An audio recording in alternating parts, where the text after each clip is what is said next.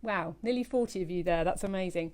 So, welcome to those of you that haven't joined in before, and welcome back to everyone who has come back again. It's just so lovely. I really look forward to Mondays and Fridays and seeing you guys. I wish you were actually there in front of me, but hey, this is the best we can do, and it's lovely. A little connection. So today we're going to paint this beautiful puffin, which is the photo from Tina, and this puffin actually is in one of my watercolour pads that were on sale in Aldi and the Range. I think they're all sold out now, but they have got some new ones going in August into Aldi, which is exciting. So if any of you've got the old books lying around, that puffin is the same drawing. So if you wanted to, you can, if you've already drawn it in your watercolour paper, then that's fine. But obviously, if you want to do it in the book, then you can do it again. I've just been distracted because I've just seen a hello from Texas. It's 8 a.m. Hi Lizzie in Texas. Getting up at 8 a.m. That is dedication. Wow. Hi to Fran, her first time. Hi hello from Henry and Mum, Rafi's friends. Oh, it's so lovely that you're actually bringing your friends along as well. Right. So let's run through the rules really quickly because I know we do it every week, but it's just really important. 3 rules. And hopefully you'll be able to shout them back at me because if I remember, I do the same rules every time. First rule of these watercolour classes, the main aim, the main goal is that we have fun and we enjoy it, and that everybody's an artist and everyone's going to have different results because you've all got different paper, different pens, different brushes and different levels of expertise, and some of you might not have painted since school, and I've seen some really accomplished artwork. It's been lovely. So the whole point is to have fun and really enjoy it. Second rule, the really boring one, but the really important one, is to use lots of lovely clean water. So I've got several jars around me so that I don't have to run away and change it. Lots of lovely clean water on your page so you're not throwing muddy water on your painting. And rule number 3, I don't know why I say rules because that sounds a bit boring, doesn't it? But important things, is your brushes. Look after your brushes. And I say this every time, but if you can keep that beautiful point on the end of your brush, then that paintbrush will be your best friend, because it's really difficult to do a lovely painting with a brush that looks like that. I mean, actually, if I wet that, it'd probably come back to life, but if I damp it down, and that has its place, but not today. So beautiful, beautiful brushes. So today we're going to use some big brushes and some smaller brushes for detail, but just use what you've got. There's no rules on what equipment you need. I've got some knot. Oh, there goes the dog. I've got some knot paper taped to my board, and I'm using up loads of old watercolour tubes that I've had since college days, just because I don't want to be ordering any more paint at the moment. And normally I work with pans like this, that kind of thing. Mainly because I'm a bit lazy and the colours are all mixed up and they're beautiful. But we're going to do it properly today. We're going to mix colours and things. But whatever you've got, again, and I'm rambling. So I'm going to have a sip of my tea. I'm going to quickly check in with a few other people, and I'm going to turn you around and we're going to throw some paint around and we're going to have fun. So let me just say hello to Millie. Top fan, Millie. You got a top fan badge. That's so cool. I don't know what that means, but it means you're my top fan. Let's say hello to Fran, first time, or Lizzie. Oh, we've done that one because she's in Texas, isn't she? That's amazing. Katie, hi to Katie. Hi to Harriet, her first time. Hi to Lucy. That means that hopefully that means we've got Tilly and Sam joining in. Wow, 50 of you? No pressure. Okay. Oh, I didn't put any sugar in my tea.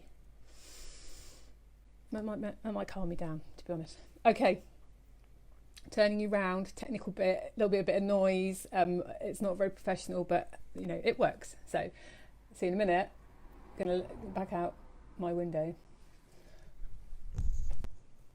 Talk amongst yourselves. Oh, Tilly's joining in, but Sam's making the train track. That's fine. I'm cool with that.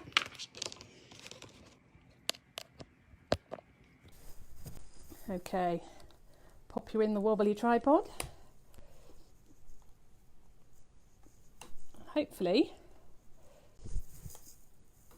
we've got, oh dear, to move it up that way. We've got a puffin, we've got some palettes, and we've got some water in the shot slightly, but that's fine. The main thing is you can see what I'm painting and there's not too much shadow. Let's try and focus it in a bit. Okay, right, let's get going. Let's stop waffling. Sort the microphone out, hang on. So this one's going to be very similar to the toucan, which I was absolutely blown away by the results of your toucans, guys. They were so lovely. We're going to do a similar technique, really, which is kind of the way I paint most things. And we're going to do, we're going to start with a wash of water, clean, clear water, over the areas, over the tummy, over the wings. We'll avoid the beak for now, over the face and over the top of his head. And what we're going to do is we're going to put that wash of water down, and then we're going to mix up a really lovely bluey, we're going to try and avoid black, but obviously if you've only got black in your palette, then that's fine, go with black, but some kind of dark blue, indigo, purpley. We'll have a play in a minute, I'll show you the sort of colours, but so we're going to get some, but we want to get some interesting shades, not just a plain black and a plain black in the wings. But what we're going to do, so it's a wet on wet technique. And tell me again if I go too fast. I'll take a sip of my tea and it'll slow me down. Oh, no sugar. Oh dear. Right. So biggest brush you've got, lots of lovely clean water on your paper, all around his tummy, or her tummy. And the reason we do this is because we're looking at the textures that we can create with watercolours, the beautiful textures of where the paint runs. And if you've ever been to any of my watercolour workshops before, I get very excited when I look around and see when the paint does really cool things. So just get it so it's really running and really loose.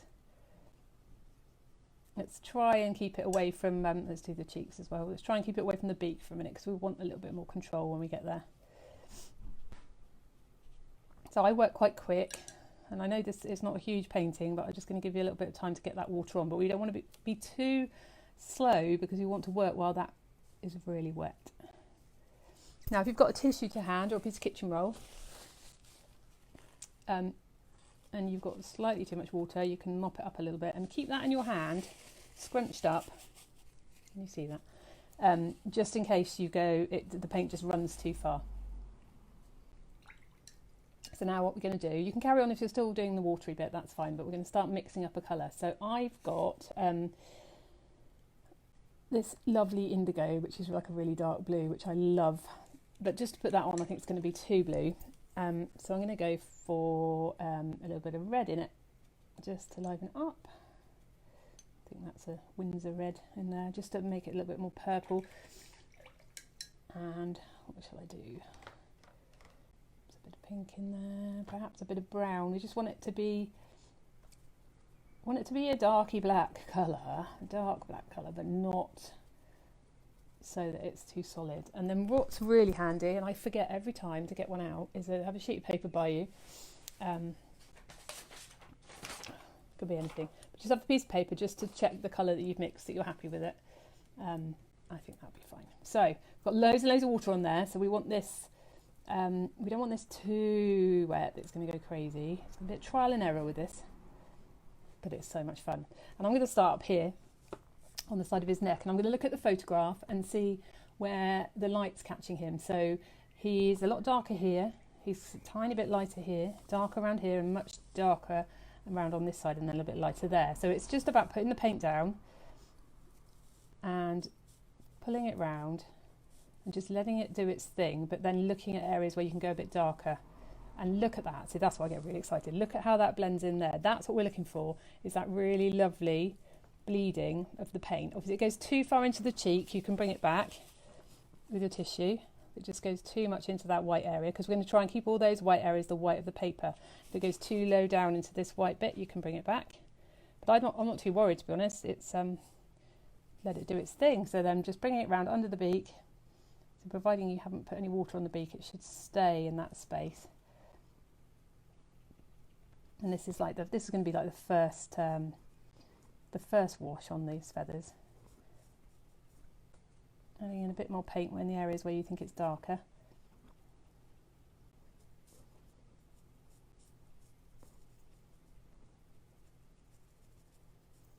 And so you can see as you go up to your waterline, you're getting that really natural feathery effect,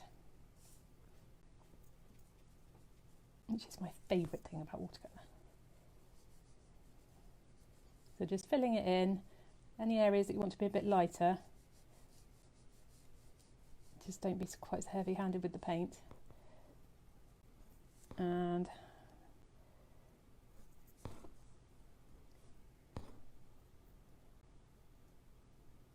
it's a bit darker on that side, and you can then use the point of your brush or a fan brush if you want, but the fan brush you're not going to have quite so much control over, and just use the point and just flick out while it's still wet some little fluffy edges on that neck there.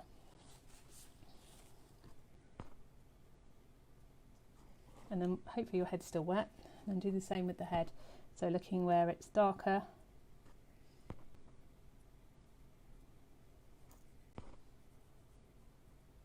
Oh, mine's dried up a bit actually. I'm trying to work a bit slower so that I don't race ahead, but it does mean that the water dries. So if your water's dried up, all you've got to do is take all the paint off your brush and then just use some clear water just to fade it out.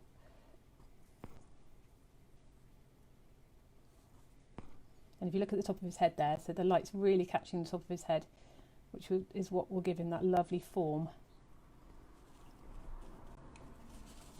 I'm so excited that Tina's here painting her own photograph, and maybe if she's got a chance and she's not too busy with the paintbrush, she could tell us where she took this photo, because it's just stunning. Okay. And flicking in a few little areas like that. So that's like the first little underwash. If you've got crisp edges and you want to feather them out, you can just clean all the paint off your brush and just put some clear water on, and I'm just putting a little bit of a water highlight around there just to soften that edge. It's dried a bit crisp. Can you see what I mean? So I'm hoping you've all got some lovely effects there where the paint's bleeding in.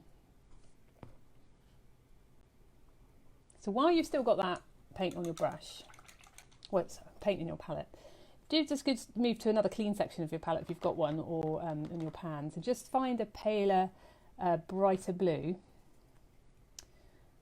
and then mix a little bit of the same colour that you had on your wing. So basically you're just adding some paler blue to that darker black.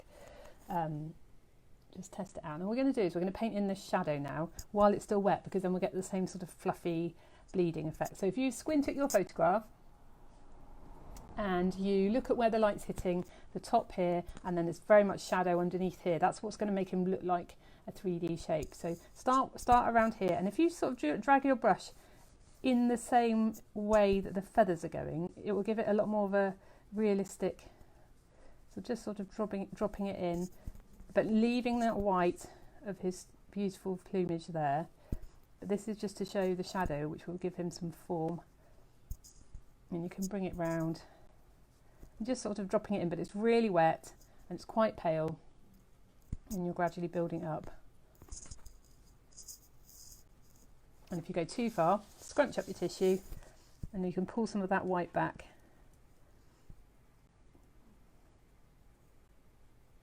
And this is why it's a good idea to tape your paper to the board, because the more water you sort of throw at it, the more the paper gets wobbly. But at the end of the day, if you hairdryer it off or you stretch it out afterwards, put some books on it, it'll be fine.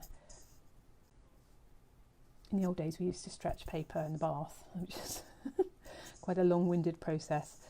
You stretch it and then use special tape, and yeah, not for me anymore. So right, that same colour, if you look at his cheek, if you can start dropping in a few little shadow areas, not much, but it's just a suggestion on his cheek. I've gone a bit mad there. Let's just try and catch that. So you've got the light under his eye, you've got the shadow forming round here, and then you've got a tiny bit over the top of the eye, and you can add a bit more in later, but I'm just trying to get some form in that face there, and that will all dry back a lot paler. So that's the first underwash of the bulk of the bird. I'm going to have a bit of tea and let you carry on. Oh, Tina says the photograph was taken on Skomer Island in Pembrokeshire. Wow, I've never been there. I've been to Pembrokeshire, but not the island. Beautiful.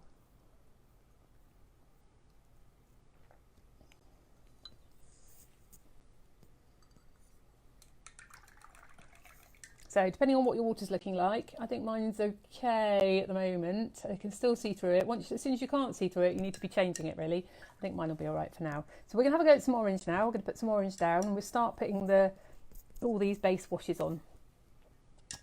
So you can either mix your own, red and yellow. We're going to start with a yellow wash underneath actually. So let's start with the yellow. Or you can either go yellow or really pale orange. It's up to you. I'll see what I've got in my palette. I'm so messy with my palette at the moment. So we're going to lay down an underwash of a yellow or really pale orange. Or just mix that with my blue and it's gone green. Tissues are so handy.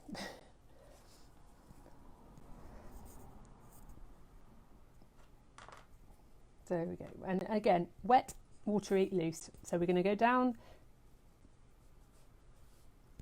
all over the feet. If there's any areas that you think you want to leave a little bit of a white highlight, then just don't paint over those, leave those fresh and white.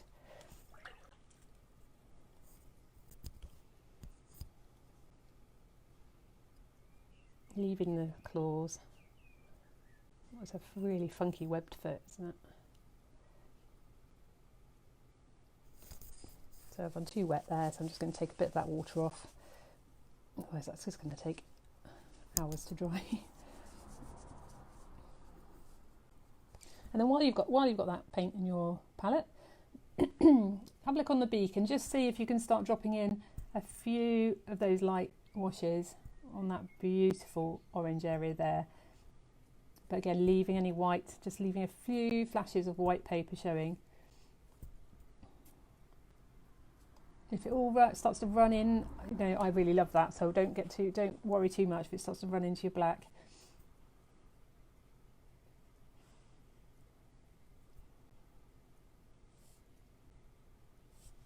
Okay, so obviously that's very yellow now. So what we need to do is pick your orange. Now, depending on what colour you use for your bottom wash, will depend what colour you want to use next. So I'm just going to make mine a bit more vibrant.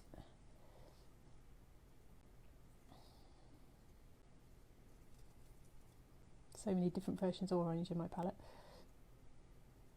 Now, if you're finding your big brush hasn't got nice enough of a point on the end, you can go to a slightly smaller brush just to get a tiny bit more control. So looking again at the feet, in the same way that we did at the whole bird, you can try and see where the light's coming from, where the shadow's been cast, and look at it like you need some light on one side and you need some dark on the other. So this side of this foot is a lot lighter on this side and darker on this side. So as you bring your second wash in, just try and restrict it just to that side in those areas where it's darker. And then this one, I see mine has been a bit dark on that side, which is probably the shadow cast from underneath his tummy. I've got too much water on mine. So you can remove all the paint and all the water off your brush, and then you can literally sort of blend it in on the paper if you like, because I've got too much water on mine. Again, just leaving those little white areas or lighter areas of your underwash. And then you can come up and do the same on your beak. So really looking at your photo, looking at where the light is. We will darken this up, the whole thing will get darker, but we're just adding in those first washes.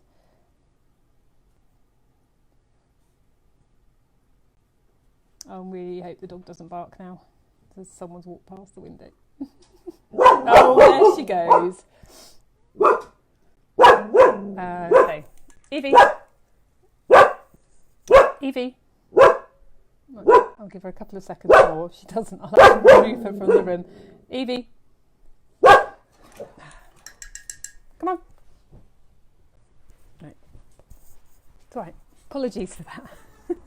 She likes to be in the room, otherwise she whines outside the room, but then she barks at the window when everyone goes past.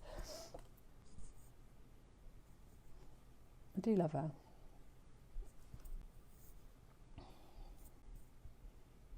You're on a warning now, Evie. So just dropping in any darker areas of orange in that beak and in that, I don't know what you call that, should have done my research. And that funny little, I guess that's a breathing, someone's going to have to tell me there. I'm sure Tina will know, or someone will know, but that's obviously, that must be like a breathing hole. I don't know. Let's call it that. So just dropping in a little bit there. Again, looking at it like a whole 3D shape, so just a bit darker at the bottom.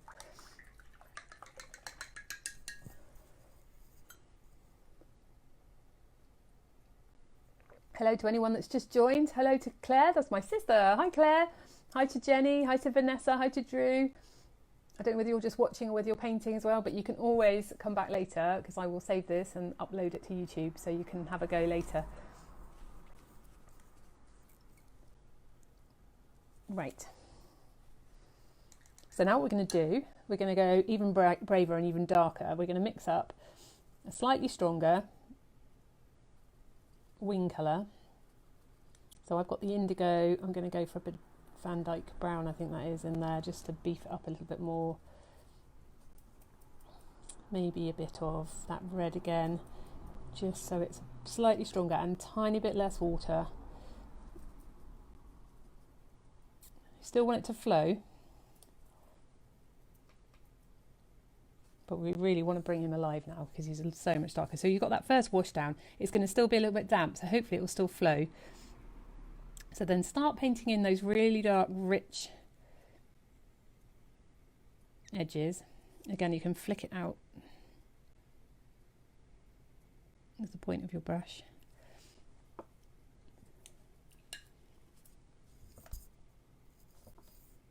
And then adding a bit more water to your brush if you need to, just so you get those slightly lighter tones so we don't completely block out that wash we've done underneath.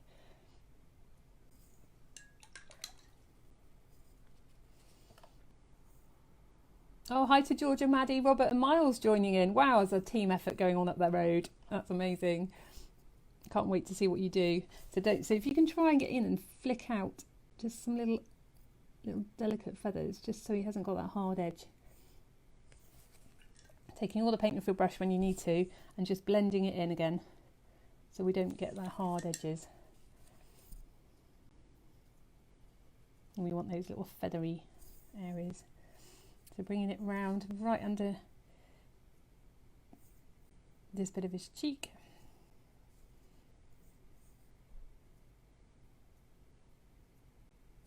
And that really rich area under there, under the beak.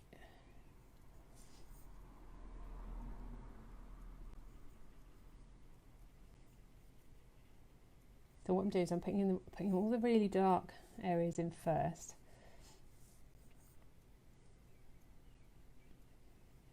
But then I'm getting all the paint off my brush and just wiping a bit of the water away and then blending in with just water so that then we retain that wash that's underneath and it still gets that lovely loose watercolour feel.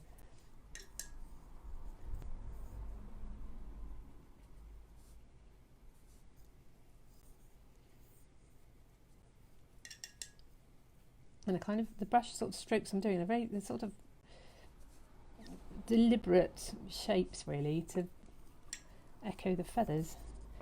I've got a bit of a blob up here, so I'm just going to try and blend that in. There we go.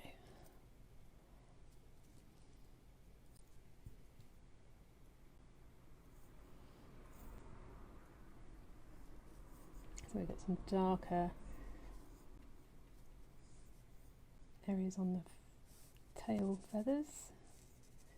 And then you can do the same thing here. You can just flick out all those gorgeous little fluffy bits. And I think what I'll do here is I want to try and catch these whites, the white feathers coming over the top. So if you just sort of paint in with your brush, lots of little flicky areas. And then clean off your brush. And then just try and grab the paint this way, then hopefully those little white areas will look like they're going over the top. So it's a bit tricky, but it's quite a cool effect. So it's still lots of water, keeping it moving, and trying not to go over all those lovely effects you've already got on the base layer, on those edges.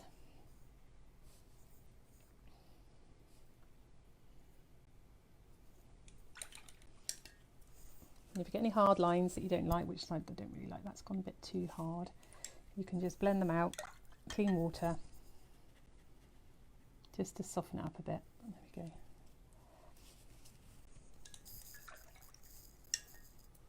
And then the same with his head. If you can turn your board around, if you're worried about, if you've done it on a board, then that's really handy, but obviously I understand you've probably taped to a table, but if you worried about smudging the area that you've already painted, it's quite handy to be able to do that, and then you can just twist it. So again, lots of little delicate fluffy edges, bringing in that slightly darker strength. And washing all the paint off your brush, and then just blending it out again, leaving those highlights.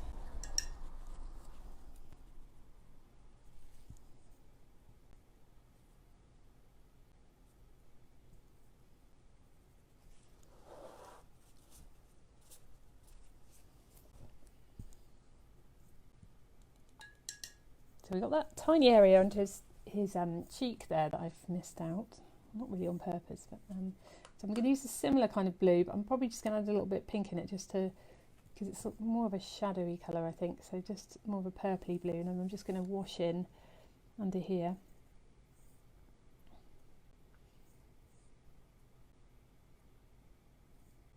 And then, so I've just put down one little wash, and then I've removed all the paint from my brush, and I'm just going to blend it in. Right, I think the water police would be very unhappy about that, so I'm going to change my water. Also for fear that I might drink that instead of my tea, which would be very worrying. So clean water if you need it. So let's have a look at the beak again. So this is a different texture. So this is a solid now rather than feather, and I think it probably needs a slightly different colour to the rest of the blue black that you've done on the feathers. So although I'm going to use that as my base, I'm going to add in a bit more of a pinky purple, just so it stands out a bit from the rest. And same thing really, in with your wash. You can go to a smaller brush if you're worried about losing control. Don't forget that you've got that nice line there you want to keep fresh. Bringing it down, I think it's slightly darker here, where it curves slightly. I'm going to do the same thing. I'm going to wash all the paint off and just use the water to blend it out, so we get some bit of a gradient up there, and then leaving that light at the top. And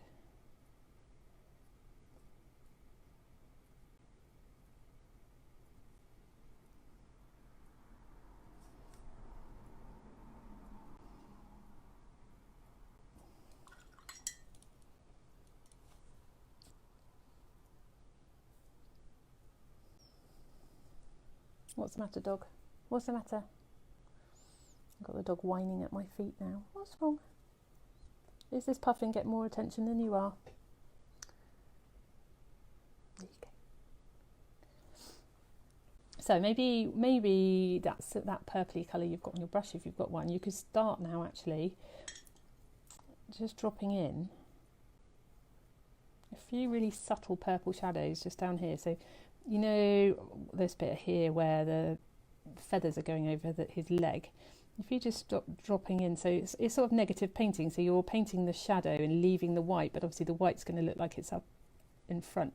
If you use the very, very tip of your brush to get some really fine strokes, and then just pull the shadow down, hopefully that'll look like the feathers are coming over the top. And I'm just going to start putting in just a few more purpley shadows, not much, just to really make him look more 3D. Just a suggestion, and then get a clean brush, and then we'll just blend them in, wash them out again. And if you just sort of just bring them in almost like little feathery.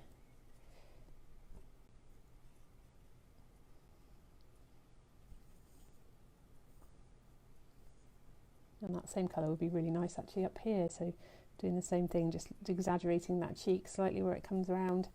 You could start to draw in that line a little bit.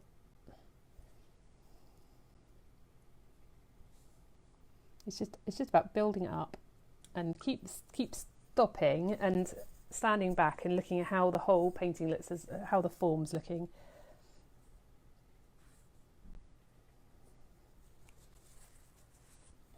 I don't know why I did that quite so purple.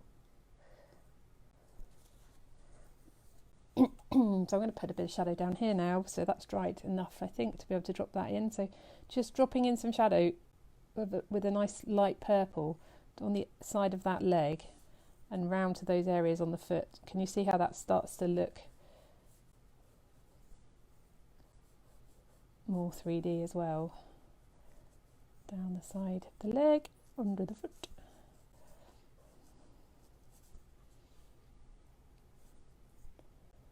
And you can draw in a few of the little ring lines.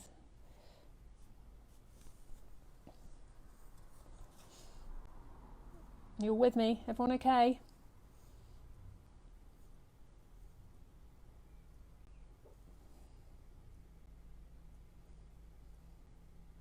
Just realised that went a bit purple, so I'm just adding a bit more of that blacky blue in there.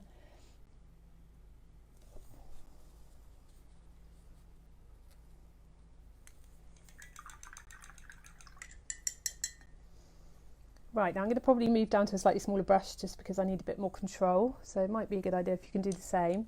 Let's go and have a look at that eye. Let's bring him to life. So he's got that. It's amazing. It's nature again, isn't it? Just being incredible. But that eye is just so striking and almost cartoon-like, isn't it? But we don't want it to make it look too much like a cartoon. So we're going to mix up. So again, we're going to try and avoid black. Use some of that blue that you used on the beak. And then just drop in a light wash in that crazy, amazing, it's sort of like a triangle because it comes up above the eye as well, doesn't it?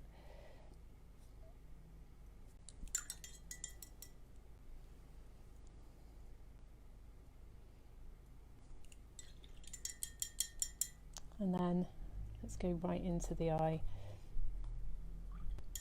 Now, such an important thing about eyes is leaving that lovely highlight. What's quite a nice thing to do is use a really pale blue initially. I know you're working in quite a small area, but you'll see it really does make a difference.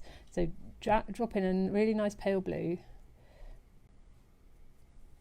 leaving that white, little glints in the eye.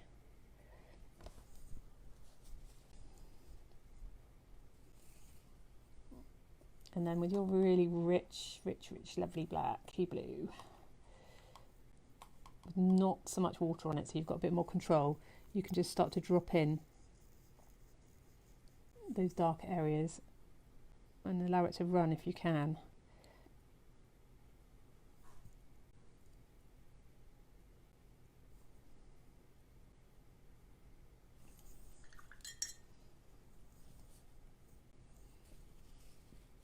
And then what you can do is you can sort of slightly blot it out so you get like a softer edge on that white highlight.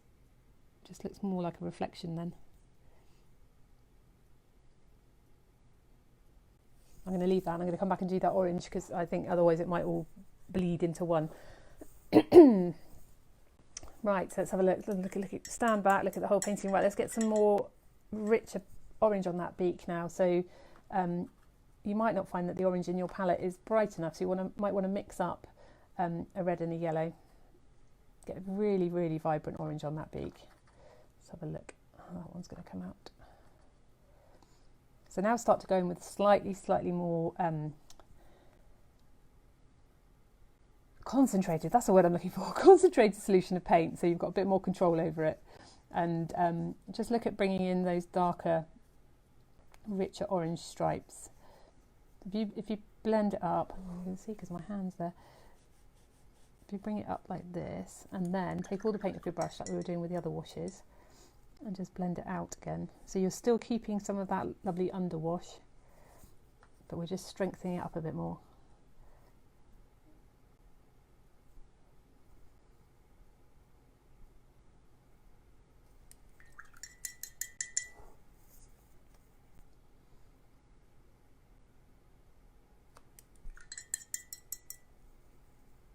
Oh, I really want to hear those. Let me hear your water jars.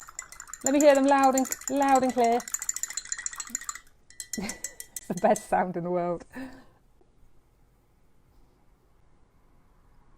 Did everyone do their clapping last night? We had all the saucepans out, and my next door neighbour broke their wooden spoon, which is absolutely brilliant and very, very amusing. Saucepans, frying pans.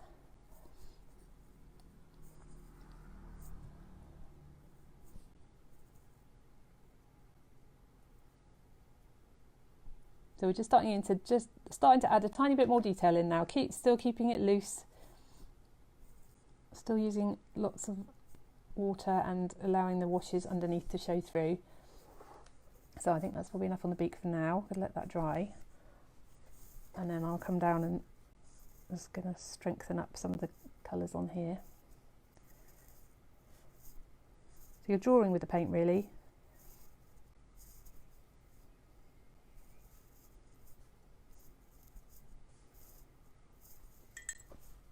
I think this whole foot needs to be a lot more orange actually, so I'm going to put another little wash over this one.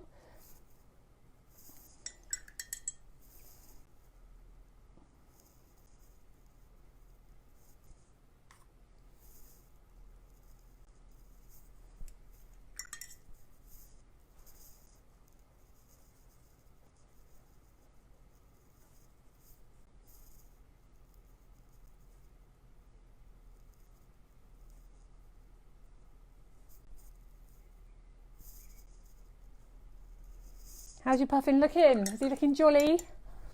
We want some very jolly looking puffins today. It's not the best of days of weathers today. It's been a bit of a shock here. No one's been on the trampoline. No one's been out in the garden really. It's a bit grey, but it's all right. We're still smiling, and we've still got creative stuff we can do.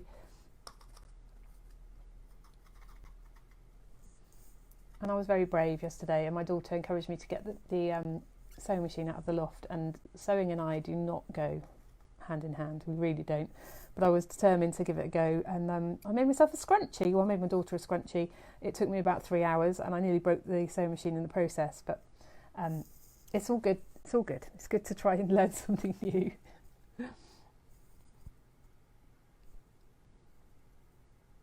Right, sorry, I'm painting without talking. Right, so I'm mixing up a nice bright orange to go around that eye now, but I'm just a bit concerned it might run into the black I've already done. So I'm going to try and keep it a tiny bit more concentrated. So then with your smallest brush, bringing in that amazing orange eye, try and keep a few little white areas if you can, just to keep it nice and bright. It's like giving it eyeliner, isn't it? Look at that. So pretty.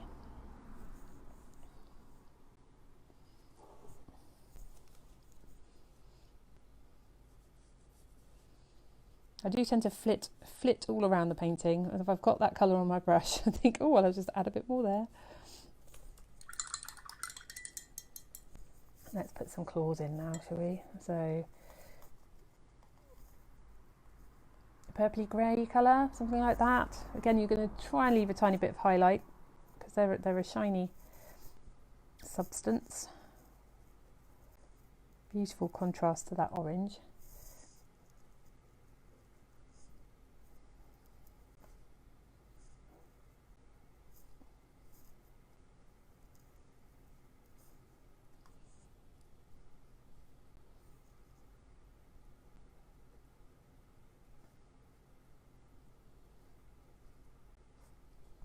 And then while I've got some dark on my brush, I'm just going to go in and add in a few little darker shadows, just so those white fluffy feathers on that leg really stick out.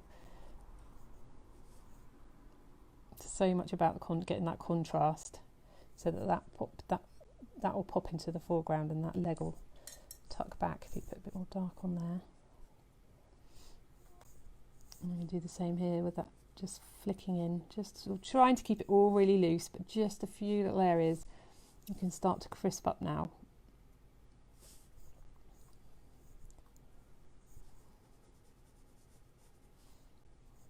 You can just suggest a few little areas of the feathers on the wing, tail wing there, but blending it out if it's too definite.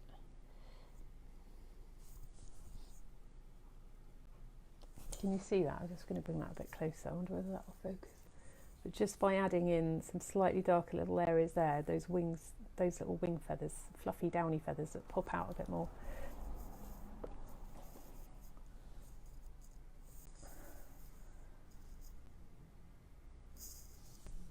I'm going to do the same around his beak and just get that beak to jump forward a bit.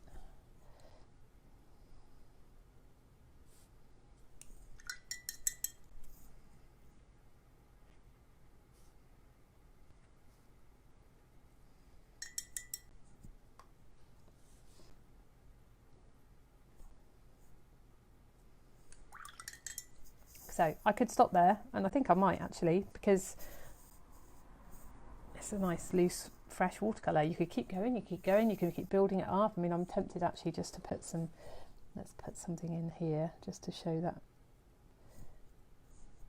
division line with the beak. Let's just add in a tiny, really soft line there. A few, just a little darker line under that, what are we calling that? Breathing hole. I don't know what it is. Oh, I'm going to have to Google puffins in a minute. And I'm just going to suggest a few feathery, just little curves, just to get that curve on the top of his head there.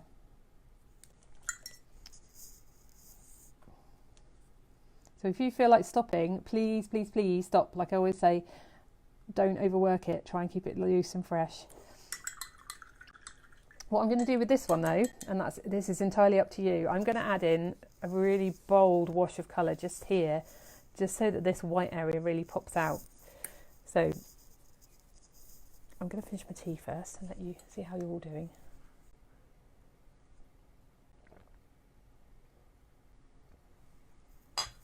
Oh, cold tea. So go back to the biggest brush.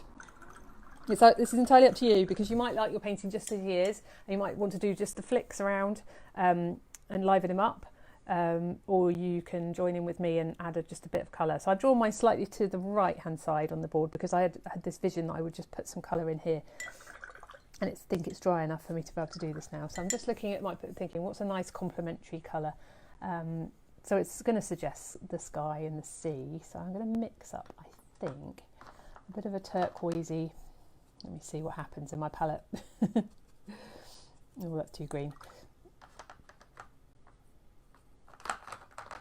Let's go. I know what I'm after. I know when I see it. Something like that. So big brush, lots of water. And I'm just going to go straight in and really carefully just take in the edge there.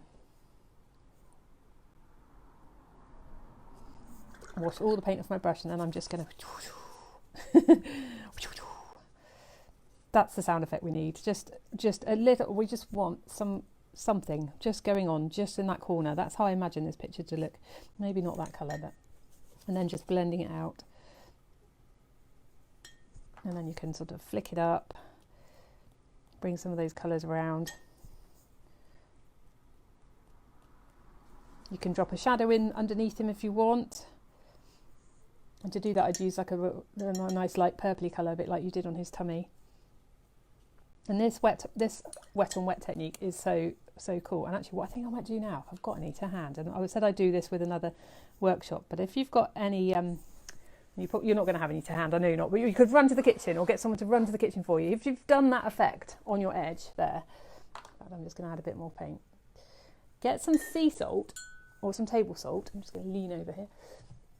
Freestyling now, but that's what it's all about. Just get some a mixture of sea salt and table salt and sprinkle it all over your wash. Believe me, it's really cool when it dries, because what it does is the salt repels the paint and you're left with a really fun texture. And obviously you just have to leave that now. Trust me, it's cool. And I think I'm going to add a few orangey little flicks around just to frame him a little bit, just because we've got that orange in the beak, and you can flick them onto the turquoise if you like. If it bothers you about going over the body, you can You can hold a piece of paper if you don't want any of the flicks to go over his tummy, but I'd like that because I think it just sort of brings him all into the picture. A bit more up there. And I might just bring a few of that blue wash, bit of that blue wash just down there, just to finish it off, just to frame it so it's sort of a square.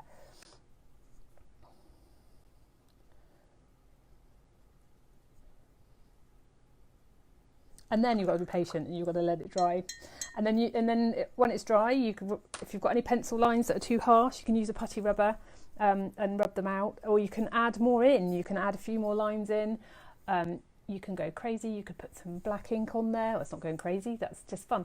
You could put some black ink and show a bit more movement, like in the example I put up this morning, which was a slightly different style of puffin. What else could you do? So you could keep on painting. So you could add in more and more detail. You could get a tinier brush and you could bring it up more and more to life. But I actually really like that one. That's I'm quite happy with that. I think I probably will do a bit more on the feet because it's all blurred into one. But that's fine. I'm going to stop. I'm going to walk away. I'm going to have some lunch. And wow, 52 of you still painting. I really hope I haven't gone too fast. I'm sorry about the dog barking in the middle. But this is my life. This is where I am. And I just love that you've all joined in again. And I hope that you'll be happy to come back on Monday and we'll do another fun project. Maybe we'll get the salt out again and I'll show you properly how to use it rather than just throwing it in on you at the end. And I'll add it to the kit list. And I think that would be cool. Yeah, let's do that.